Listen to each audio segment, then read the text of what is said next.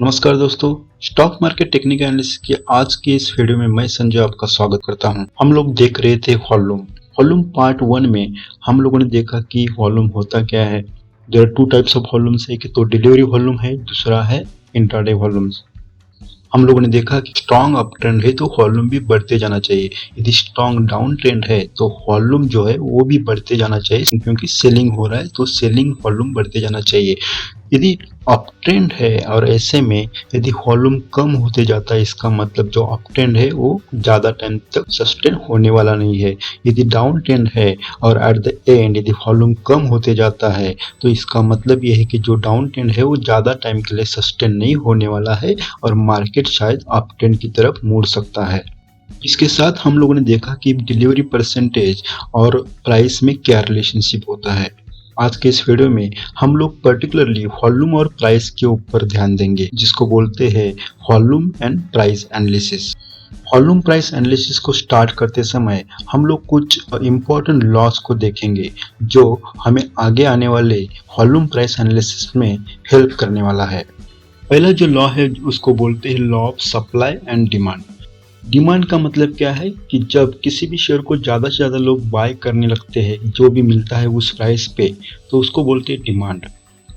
तो होता क्या है कि जब डिमांड बढ़ जाता है तब प्राइस ऊपर जाते रहता है, ठीक है। और वैसे ही सप्लाई मतलब क्या है कि जब लोग किसी भी स्टॉक को बेचने लगते हैं, सप्लाई करने लगते हैं, उसको बोलते हैं हम लोग सप्लाई।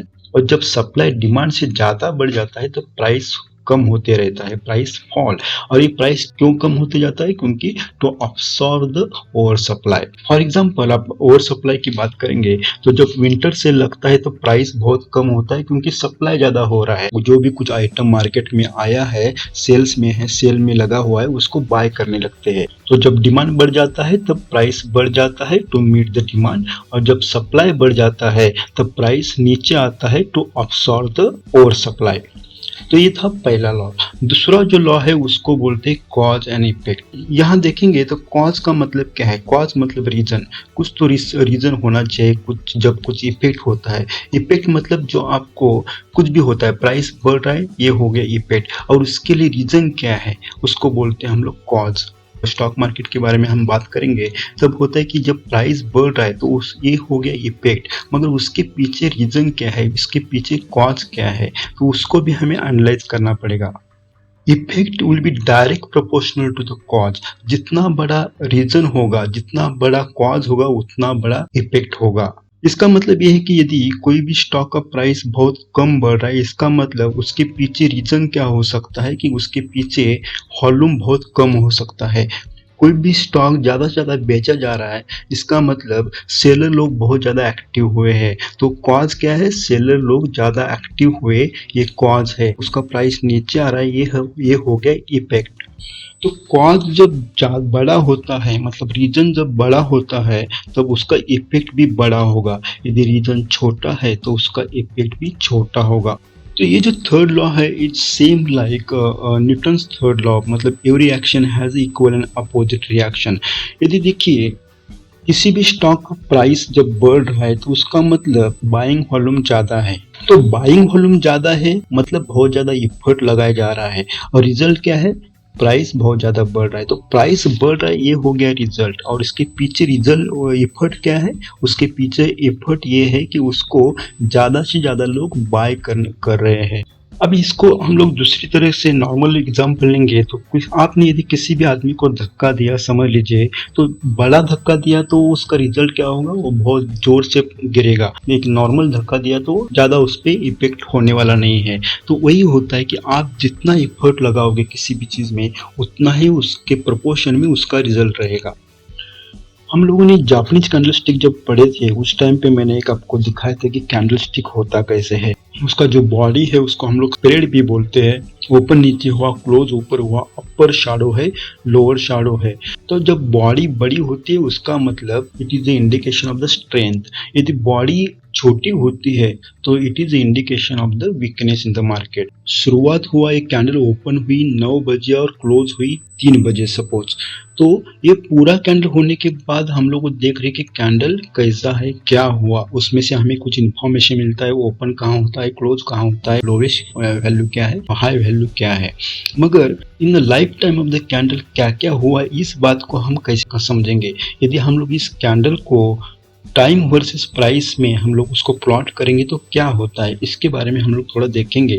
अभी यहाँ देखिए जो टाइम है, यहाँ मैं लेता हूँ 9 बजता है और यहाँ है 3:15 या 3 बजे तक हम लोग लेते हैं जस्ट फॉर एक्सप्लेनिंग पर्पज।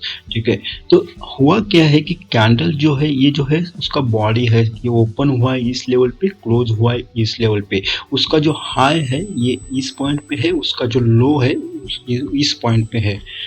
ये जब हम लोगों ने प्लॉट किया तब हम लोगों ने एज्यूम किया है कि स्टार्टिंग में जब कैंडल ओपन हुआ तो पहले उसने अपना लो पॉइंट रीच किया, उसके बाद प्राइस ऊपर की तरफ गया, हाई पॉइंट को अचीव किया और बाद में वो अपने क्लोजर पॉइंट पे आ गया। ठीक है, मैंने यहाँ दिखाते समय मिड पॉइंट पे दिखाया, मतलब कुछ 6 घंटे का है तो 3 घंटे में मिडिल पॉइंट पे आया सपोज, मगर ये ऐसा नहीं है। ऐसा भी हो सकता है कि पहले 2 घंटे में उसने अपना लो पॉइंट कवर करके डायरेक्टली वो हाई पे गया होगा। मतलब यहाँ से मैं आप कर्सर देख रहे हो, यहाँ से कैंडल ऐसा है, इसके बजाय ऐसा भी हो सकता है कि यहाँ उसने बहुत जल्दी अपना लो रीच किया, उसके बाद यहाँ से ऊपर जाके ऐसे क्लोज हुआ, या ऐसे भी हो सकता है कि लो जो है उसको अचीव करने के लिए उसने बहुत टाइम लिया, यहाँ से ऐसा ऊपर होके ऐसा जा रहा है। ऐसे भी हो सकता है कि सपोज वही कैंडल है, ओपन नीचे हुआ है, क्लोज ऊपर हुआ है, मगर पहले ओपन होने के बाद वो नीचे नहीं गया, पहले ओपन होने के बाद पहले उसने अपना हाई ऑफ द डे को अचीव किया और उसके बाद वापस नीचे गया और उसके बाद उसने लो ऑफ द डे अचीव किया और बाद में ऊपर क्लोज हुआ। ठीक है, अभी हम लोग एक डोजी को लेते हैं। तो एक लोअर शैडो डोजी में होता क्या है, देखिए डोजी में होता क्या है कि ओपन और क्लोज प्राइस सेम होता है। इस डोजी को केवल एक लोअर शैडो है, इसका मतलब ओपन होने के बाद पहले स्टार्टिंग होगा सेलिंग से। देखिए जब ओपन हुआ उसके बाद नेक्स्ट डायरेक्टली उस स्टॉक में सेलिंग चालू हुआ और ये अपना लो पॉइंट पे आ गया। जब लो पॉइंट पे आने के बाद उसमें वापस बायर लोग एक्टिव होते हैं और उसको मार्केट को ड्राइव करते हैं और क्लोज कर लेते हैं उसके ओपन प्राइस तक। तो ये फर्स्ट हाफ जो है उसमें होता है सेलिंग और सेकंड हाफ जो है उसमें होता है buying. Half of the time मतलब 9 बजे चालू हुआ तो 9 बजे से 12 बजे तक सेलिंग हुआ और 12 बजे से 3 बजे तक बाइंग हुआ। ऐसा नहीं होता, कभी कभी क्या होता है कि पहले 1 घंटे में पूरा वो अपना डे का लो कवर करता है और बाद में ऐसे जाता है। ये केवल रिप्रेजेंटेशन के लिए दिखाया मैंने। अभी हम लोग देखेंगे एक नया दूसरा कैंडल जो डोजी है मगर उसको अपर शैडो है। उसके लाइफ साइकिल में होता क्या है, डोजी ओपन हुआ क्लोज हुआ एक ही प्राइस पे, जब ओपन हुआ तो डायरेक्टली बाइंग हुआ। देखिए बाइंग होने लगा तो उसने अपना डे का हाई पॉइंट क्लोज किया, हाई पॉइंट अचीव किया और जब हाई पॉइंट पे गया उस टाइम पे सेलर लोग एक्टिव हुए और मार्केट को ड्राइव करते नीचे की तरफ और क्लोज कर लेते हैं ओपन प्राइस के ऊपर। अभी ये भी यही होता है ऐसा है कि शायद ओपन होने के बाद 3 घंटे के लिए वेट नहीं किया होगा, हो सकता है कि ओपन होने के बाद डायरेक्टली 1 घंटे में उसने अपना डे का हाई अचीव किया और बाद में वो क्लोज हुआ। तो जो मैंने आपको ये 4 एग्जाम्पल अभी दिखाए उससे आपको समझ में क्या आता है कि हम लोग केवल प्राइस एक्शन की बात कर रहे थे, हम लोग केवल विजुअलाइज कर रहे थे कि बाइंग और सेलिंग कैसे होता है from the point of view of price action. मगर इसमें आपको एक बात नहीं समझ में आए कि it not indicate the strength of the price action. Price action है, प्राइस को देखकर आप बोल सकते हैं कि ये जो कैंडल का बॉडी बड़ा है तो उसमें स्ट्रेंथ है, कैंडल का बॉडी छोटा है तो इसका मतलब स्ट्रेंथ नहीं है, आप बोल सकते हैं। मगर जरूरी नहीं कि कैंडल बड़ी है इसका मतलब उसका स्ट्रेंथ भी ज़्यादा होगा। दूसरी बात है कि ये जो प्राइस एक्शन है ये प्राइस एक्शन कितना वैलिड है, कितना ऑथेंटिक है, इसके बारे में हमें कुछ भी इंफॉर्मेशन नहीं मिलती। इसका मतलब प्राइस एक्शन में से इसका मतलब प्राइस एक्शन से मार्केट में क्या होता है इसकी पूरी जानकारी आपको नहीं मिलती जब तक आप उसको वॉल्यूम के साथ एसोसिएट नहीं करते। और जब वॉल्यूम और प्राइस दोनों को आप एक साथ एसोसिएट करेंगे तब आपको समझ में आएगा कि मार्केट में मैनिपुलेशन है या नहीं, जो प्राइस बढ़ रहा है वो रियली ऑथेंटिक है कि नहीं, जो प्राइस बढ़ रहा है जिसमें जो अपना स्ट्रेंथ दिखा रहा है वो स्ट्रेंथ ऐसे ही रहेगा कि नहीं, उसका इंफॉर्मेशन बिना वॉल्यूम के आपको नहीं समझ में आता। कहने का मतलब ये है कि जो भी प्राइस बढ़ रहा है उसको वैलिडेट करना चाहिए वॉल्यूम से। जब तक बढ़ते हुए प्राइस को वॉल्यूम वैलिडेट नहीं करता तब तक हम लोग ये नहीं बोल सकते कि जो प्राइस बढ़ रहा है वो ऑथेंटिक है या रियल है। मैंने यहाँ दिखा है कैंडल, एक बड़ा कैंडल जिसका बॉडी बड़ा है, और यहाँ जो है आप देख रहे हैं वो है अपना वॉल्यूम, और ये जो है मैंने बीच में लाइन मारी है वो एवरेज वॉल्यूम। इसका मतलब इस कैंडल को देखने के बाद आपको समझ में आएगा कि कैंडल बड़ी है, वॉल्यूम भी बहुत बड़ा है, एवरेज वॉल्यूम से कई ज़्यादा बड़ा है। और यहाँ देखिए कैंडल जो है बहुत छोटा है, नैरो बॉडी है, उसका स्प्रेड बहुत छोटा है, और वॉल्यूम भी है बहुत छोटा है, एवरेज वॉल्यूम जो है उसके बहुत ज़्यादा नीचे है। हम लोग ये थर्ड लॉ को देखेंगे, law of effort and result. आप जितना भी इफर्ट लगाओगे उतना आपको रिजल्ट मिलेगा। आपको इस बात को समझना पड़ेगा कि मार्केट को ड्राइव करने के लिए या ऊपर की तरफ या नीचे की तरफ उसको इफर्ट की ज़रूरत है। वैसे ही जब कोई भी कैंडल बढ़ जाता है, मतलब प्राइस बढ़ जाता है, तो उसके पीछे भी आपको कुछ इफर्ट लगेगा, और इफर्ट होता है वॉल्यूम, इफर्ट होता है बाइंग प्रेशर। तो इस कैंडल में आप देख रहे हो कि इतनी बड़ी कैंडल बन चुकी है, इतनी बड़ी पॉजिटिव कैंडल बन चुकी है, इसका मतलब उतना ही बड़ा उसको इफर्ट लगना चाहिए, उतना ही बड़ा उसमें बाइंग प्रेशर होना चाहिए। और यहाँ पे buying pressure above average volume है, इसका मतलब ये जो प्राइस बढ़ रहा है उसको वैलिडेट किया गया है वॉल्यूम से। वैसे ही इस कैंडल में आप देखेंगे कैंडल बहुत ज़्यादा बड़ी नहीं है, बहुत छोटी है, उसमें प्राइस मूवमेंट जो है वो बहुत ज़्यादा नहीं है। इसका मतलब उसको जो इफर्ट लगा होगा वो भी बहुत कम होगा। और आप देख सकते हैं जितना कम इफर्ट लगाया गया है उतना ही प्राइस बढ़ चुका है, और इसीलिए ये जो कैंडल, ये दोनों कैंडल जो है थर्ड लॉ को मीट करते हैं, फॉलो करते हैं। अभी इस एग्जांपल में आप देखेंगे तो price is invalidated by the volume. आप यहाँ देख सकते हैं कि जो कैंडल है वो बहुत बड़ा बन चुका है, मगर उसके लिए इफर्ट कितना लगा है देखिए। उस कैंडल में इतना प्राइस बढ़ चुका है, मगर प्राइस बढ़ने के लिए जितना बाइंग प्रेशर होना चाहिए उतना बाइंग प्रेशर नहीं है। जो वॉल्यूम्स है बाइंग वॉल्यूम से एवरेज वॉल्यूम से बहुत कम है। इसका मतलब लिटल इफर्ट्स बिग रिजल्ट। आपको जो इफर्ट लगा है बाइंग प्रेशर बहुत कम है। ऐसे टाइम पे आपको थोड़ा सा कॉशियस रहना चाहिए, क्योंकि there is something wrong, something is not right.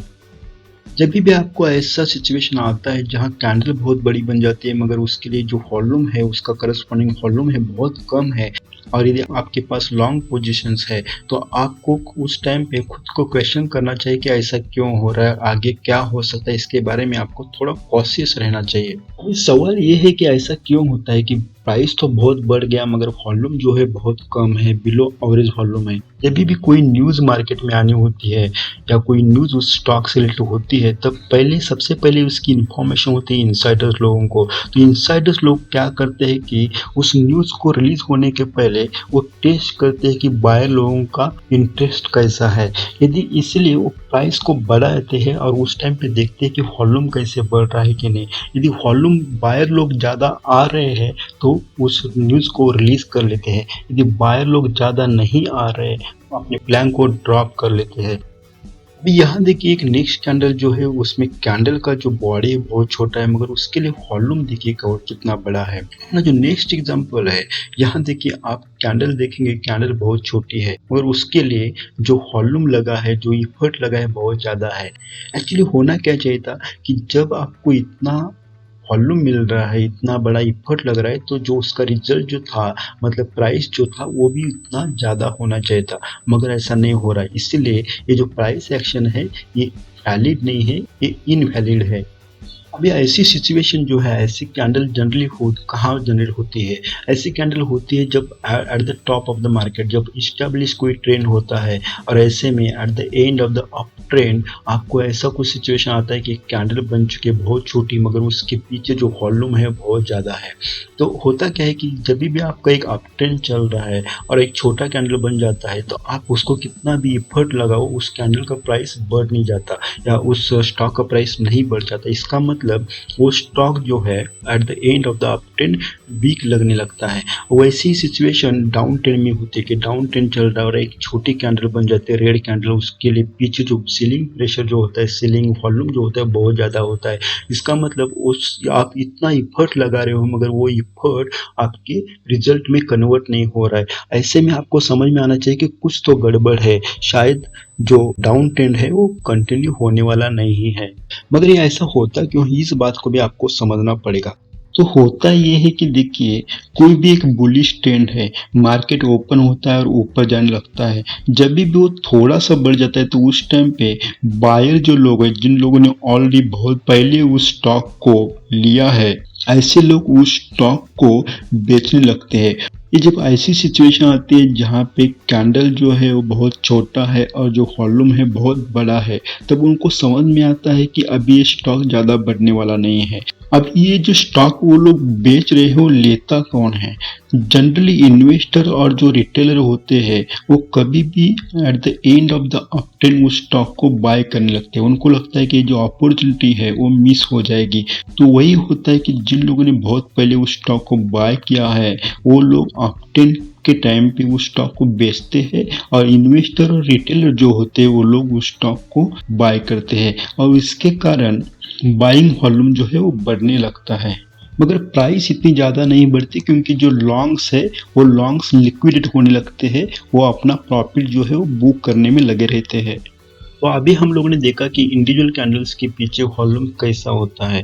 अभी हम लोग यदि मल्टीपल्स कैंडल को लेंगे तो उसका मीनिंग क्या है उसके बारे में सोचेंगे। देखिए, पहला जो एग्जांपल है उसमें अप ट्रेंड है, दूसरा जो एग्जांपल है उसमें डाउन ट्रेंड है। आप इस कैंडल को आप यदि ऑब्जर्व करोगे तो पहली कैंडल जो है और दूसरी कैंडल, देखिए दूसरी कैंडल पहली से बड़ी है, तीसरी कैंडल जो है दूसरी से बड़ी है और फोर्थ कैंडल जो है तीसरी कैंडल से बड़ी है। मतलब कैंडल का जो स्प्रेड है वो बढ़ते जा रहा है, कैंडल का जो बॉडी है वो बढ़ते जा रहा है। एट द सेम टाइम उसका वॉल्यूम देखिए, एसोसिएटेड वॉल्यूम, पहला कैंडल छोटा है तो उसका वॉल्यूम जो है बहुत छोटा है।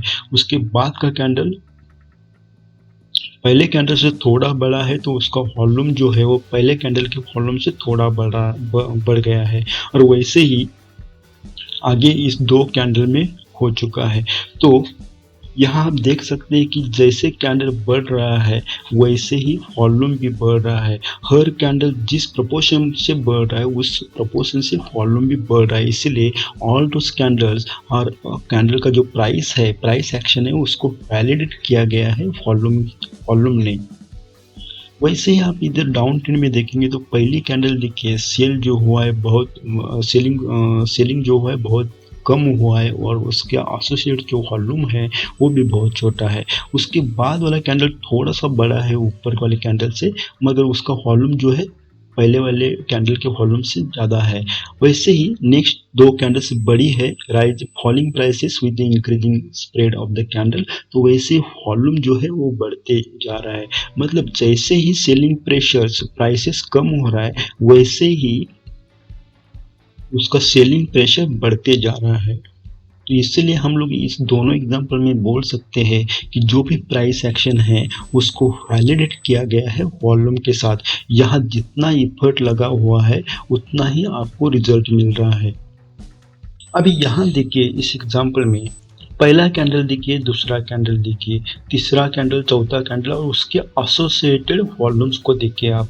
पहला कैंडल बहुत छोटा है, उसका वॉल्यूम भी बहुत छोटा है, मगर नेक्स्ट कैंडल को आप देखेंगे, कैंडल को यदि दोनों कैंडल को कंपेयर करेंगे तो दूसरा कैंडल है पहले कैंडल से बहुत ज़्यादा बड़ा नहीं है या डबल भी नहीं हुआ है, मगर उसका एसोसिएटेड वॉल्यूम देखेंगे तो आपको समझ में आया कि पहला कैंडल के जितना वॉल्यूम है और दूसरा कैंडल जो है उसका जो प्राइस एक्शन है उसके हिसाब से उसका जो वॉल्यूम वॉल्यूम है वो बहुत ज़्यादा है। मतलब सेकंड कैंडल पहले कैंडल से इतनी बड़ी नहीं है, मगर उसका वॉल्यूम देखेंगे तो पहले कैंडल के वॉल्यूम से बहुत ज़्यादा बढ़ चुका है।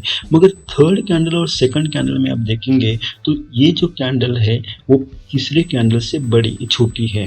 अब मगर वॉल्यूम देखिए, सेकंड कैंडल का बड़ा है और तीसरी कैंडल बड़ी है, सबसे ज़्यादा है price action. Price wide candle है, उसमें बहुत ज़्यादा प्राइस एक्शन है या प्राइस बढ़ चुका है, मगर उसका वॉल्यूम देखिए, वॉल्यूम कम हुआ है।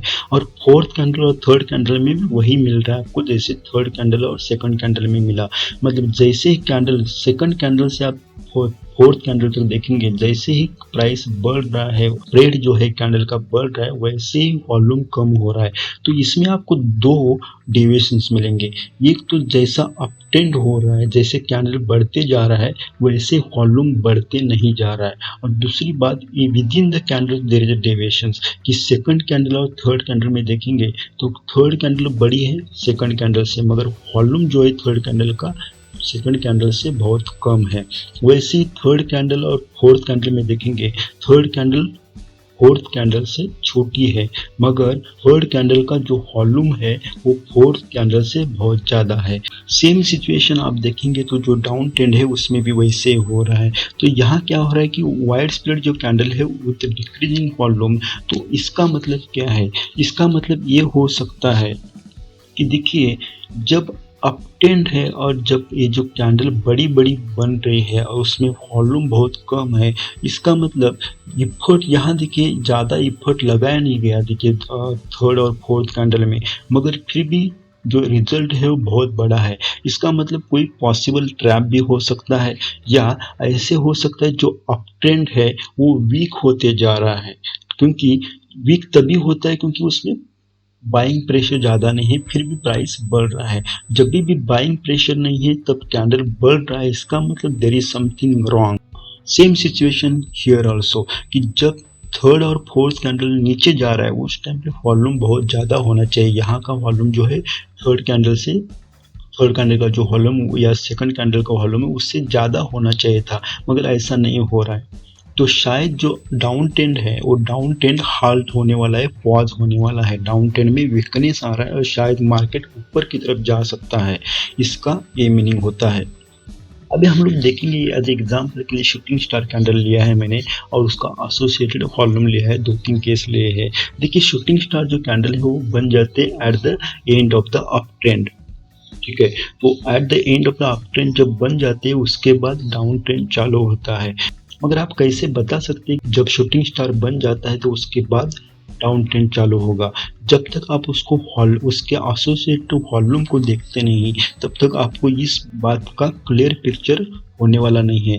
फॉर एग्जांपल आप यहाँ देखिए, एक अप ट्रेंड है, स्ट्रॉन्ग अप ट्रेंड है और उसके बाद एक शूटिंग स्टार बना। शूटिंग स्टार बना मतलब क्या हुआ कि ओपन और क्लोज प्राइस का जो डिफरेंस है बहुत कम होता है और उसका ऊपर का जो शैडो है वो बहुत बड़ा होता है। मतलब प्राइस ओपन होने के बाद पहले बाइंग प्रेशर बहुत बढ़ गया और बाद में सेलिंग प्रेशर बढ़ गया। आप इस कैंडल को देखेंगे तो समझ में आए कि सेलर जो है वो ज़्यादा एक्टिव है, मगर वो बायर्स लोगों को अपने कंट्रोल में करने की कोशिश में कितना सक्सेसफुल होते हैं, इस बात को समझने के लिए उसका उस कैंडल के एसोसिएटेड वॉल्यूम जो है उसको आपको देखना पड़ेगा। इस पर्टिकुलर एग्जांपल में आप पहली जो कैंडल है शूटिंग स्टार, उसका एसोसिएटेड वॉल्यूम देखेंगे तो एवरेज वॉल्यूम से बहुत कम है। तो इसका मतलब ये भी हो सकता है कि ये जो अप ट्रेंड है वो इमीडिएटली रिवर्सल नहीं होगा, या हो सकता है कि एक छोटा सा वो पॉज ले सकता है।